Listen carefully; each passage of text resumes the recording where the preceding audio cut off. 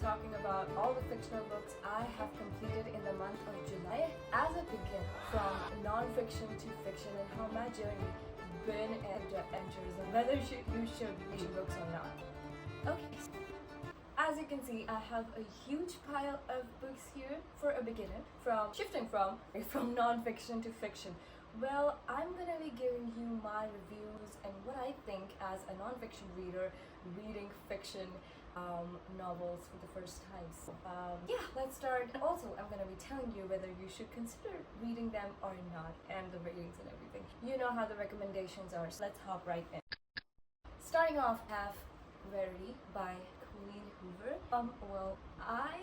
Okay, before listening to my ratings, just let's go through the storyline of what this book is all about. Well, this is a really thriller, dark romance. Not necessarily romance, but yeah, it's thriller. It was supposed to be like really thrilling and terrifying, but personally, I don't think it was any of it, and I did not like the book that much. I mean, I've heard about Colleen Hoover, and a lot of her books are beautifully written, and also a lot about love and how love should be and should not be and stuff like that, but I really believe that this one was really weird to read at first.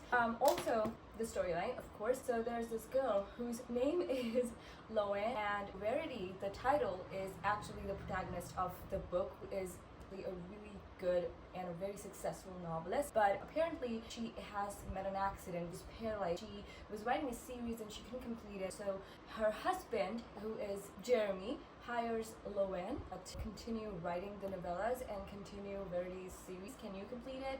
Because Loan had a really similar pattern of writing as of Verity. That's what the husband says to Loan, including Verity. But then a plot twist, a lot of things happens in the book, quite disturbing, and I would recommend this for only people who are watching it above 18.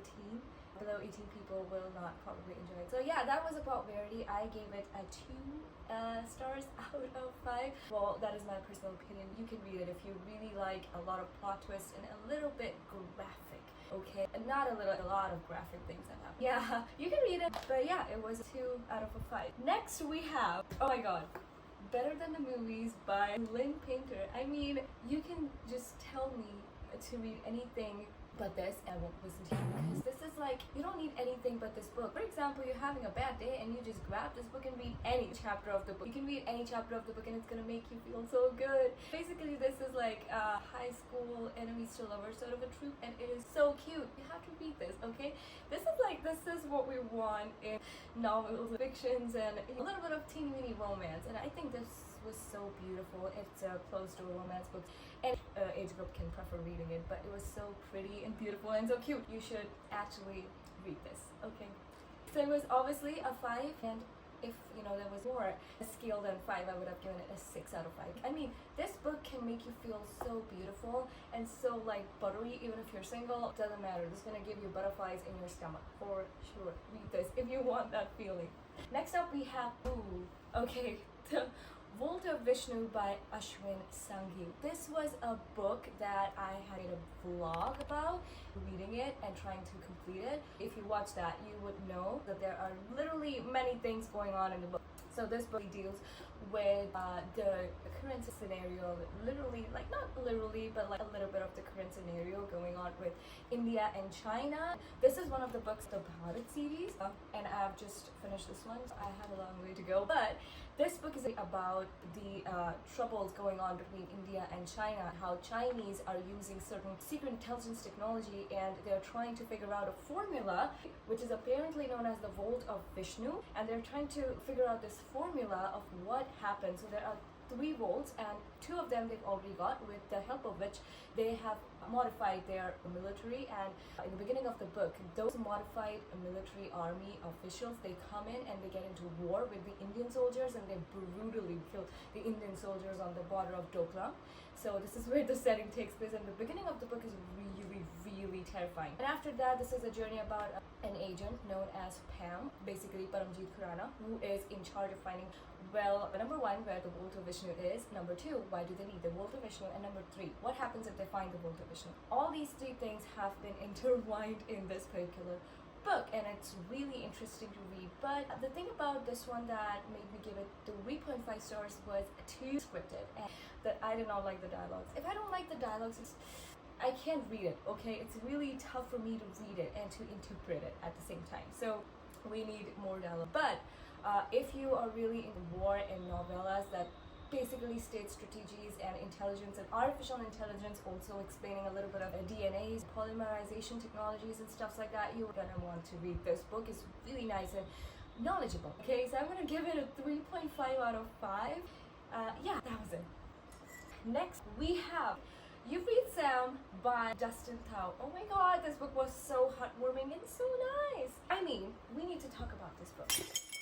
This is a book essentially talking about this guy, Sam, who has passed on because of an accident. People around Sam are blaming this girl, and these two are in high school yet, and Sam was unable to complete his high school because of the accident. But suddenly, amidst the grief and everything, Julie dials Sam's number to hear one of the voice messages, and then it connects to Sam's spirit. And this is magic that the author wanted to introduce in this book. The beautiful thing about this book is that the entire book, you know the ending of the book, like you're gonna lose Sam anyways. It's written in such a beautiful writing, you just feel so optimistic. Well, you know, life just goes on, but for Julie, it will be with Sam's this beautiful magical memory that's left behind. And it's not like she was hallucinating or something. This guy actually speaks to other people as well, which is not a spoiler. Yeah, so he speaks to other people as well, and he makes sure that everyone, not everyone basically, his sister and his best friend, they are out of the grief. Like, they were literally going into depression. They were grieving so much that they were not able to move on with life without this guy here. So this is a beautiful, beautiful journey of spirit and a human, you know, connecting together. The magic is somewhat a little bit real in real life. So you can read this if you're looking for something to escape from the reality. This is not a fantasy, it is a YA romance book, and a little bit, a tint of magic in it. Again, you're gonna love this magic. It does not seem impractical at all. I gave this book a 4 out of 5 stars because the romance was a little bit less, because it was all about like her past and his past and how these guys met and what happened and stuff like that. So the romance was not that convincing, but the storyline and sequel was really beautiful. So you can read it, and heartwarming. You can read it, and yeah, it was a 4 out of 5 for me. I personally like this book a lot. Next, The Book Thief, and I had to lower my volume like that because I have never read anything like this before. I mean, The Book Thief was, it's big, as you can see. It was about death, how death sees life and how he thinks we see him. This has no plot twist and stuff because from the beginning, the book is divided into, I think, 13 parts or 7 parts, and each part is ending with a message they didn't know, because it's obviously death. He has a foresight, see that what's gonna happen.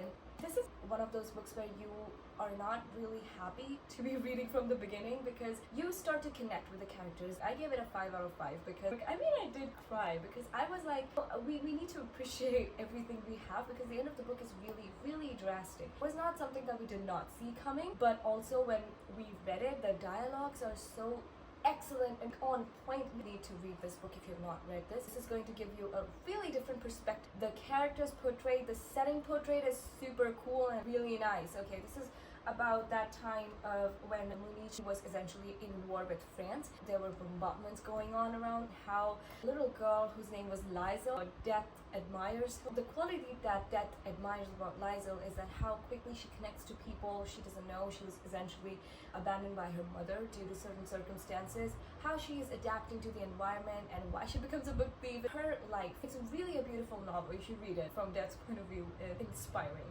This essentially just teaches you to appreciate every moment in your life you have. Okay, so this is a 5 out of 5. You need to read this. Next up, we have The Cruel Prince trilogy. And I don't think anybody has said anything negative about this trilogy because this is such a beautiful trilogy. Okay, we're gonna talk about the first one. All over this trilogy has a 6 out of 5 rating because this is such a beautiful fairy trilogy I've read, and this was my first ever getting into fiction, and I really, really liked it. I was afraid that I might get into a reading slump, but I did not. Well, the first book, Cruel Prince, is just an introduction. It's like the development of the fairyland, also connecting the fairyland with the modern world.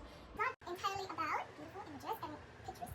It's not only about fairyland, it's also about the modern world, how she connects it. The Cruel Prince trilogy, it's by Holly Black, and I think she has done a great, humongous, gigantic job in portraying the fairyland. Personally, I loved the fairyland so much. Completely in love with the character of Prince Cardan. The first book is essentially about Jude and Cardan, how they are enemies, the past life of Jude in the modern world. From there, she was abducted by the general into the fairyland, and I'm not going to give you the details because you need to read this book. But I gave this one a 3 out of 5 because this does not have any moving forward in the book. It's just more about who is who, the character building, the setting building, scene building, that's it. Everything is just building up in this book. Well, this is not something, personally for me, I was expecting more the backstory of what's going on, why the fairy was created and stuff. It was not. Still, you can read it. You have to read it. Then, The Wicked King talks about the past of Prince Cardan. It explains totally the cruelty of Prince Cardan, why he was the way he was with Jude, with everyone else. I personally gave it a 6 out of 5 because this book was so explanatory and so nice. The romance in this book was so nice. The politics was top notch. You need to read this. You're not gonna get bored. Absolutely not. Next, we have the last book in the series, which was The Queen of Nothing. The Queen of Nothing was last. It will give you a little bit of tears, but you can expect a really beautiful storyline going on in The Queen of Nothing. The power of Jude has been portrayed beautifully by Holly Black, and I'm so glad I read something like this in a long time. The plot twists and the character building and the war, everything in this book is so perfectly portrayed. Like, you can't get out of this book. I finished the series in 2 days, which is not really good for a beginner to talk about because I'm a beginner to fiction and I don't really necessarily need to finish things in 2 or 3 days. I take at least weeks to finish them. You can understand the excitement it can give you while you read it. Everything in this book is just so magical and so fiery, so nice. You have to read this.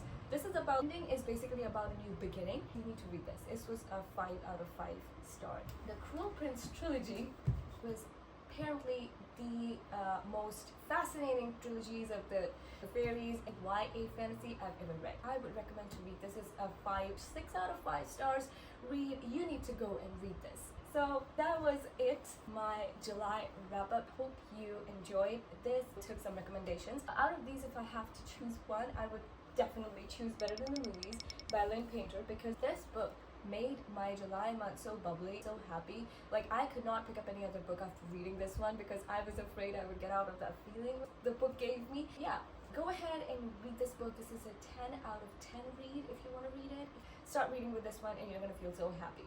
That's it for today's video. I hope my recommendations would help you. I'm gonna see you in my next one. Bye.